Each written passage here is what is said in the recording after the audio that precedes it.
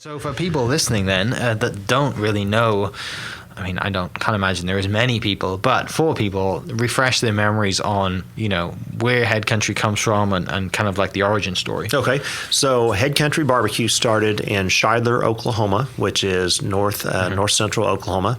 It's about 30 miles east of Ponca City. My dad had an oil field construction company back in the mid to late 70s. He worked out in the oil field, and he bought the recipe for Head Country from his uncle as something just to kind of keep my mom busy while he worked out in the oil field. Yeah.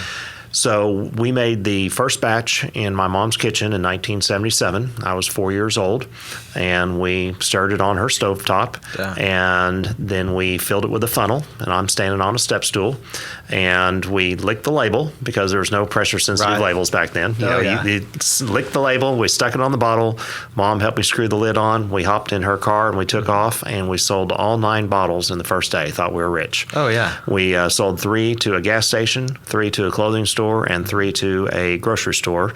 And we said, if it doesn't buy or if people don't sell it or buy it, then we will buy it back from you.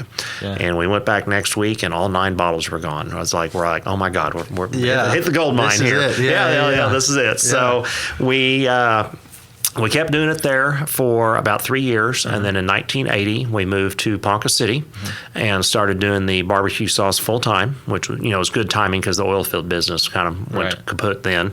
So we started doing the barbecue sauce full time, and currently now we can manufacture up to around 25,000 bottles per day. Wow! Out of Ponca City. Out of Ponca City, yes. Wow! Yeah, that's. You're right. You did go from There's not many stories like that anymore. Sure. Mainly just because of regulation and food safety. Right. And when we made it in our kitchen, there's no health department. Yeah. Nobody cared. Does it taste harder good? To do does now. it taste good? Just sell it to us. Yeah. That's what we care about. So.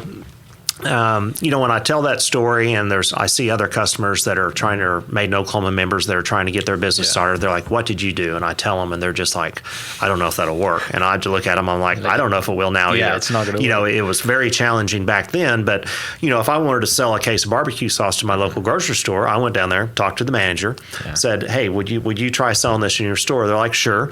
They would write you a check for it. They'd give you the little ticker tape gun, and you'd set the price on it. Yeah. Put the price on each bottle. Put it on the shelf, and if it's sold, you did it again. Now, if you want to get in a local grocery store, you have to call somebody in California or New York, and they won't call you back.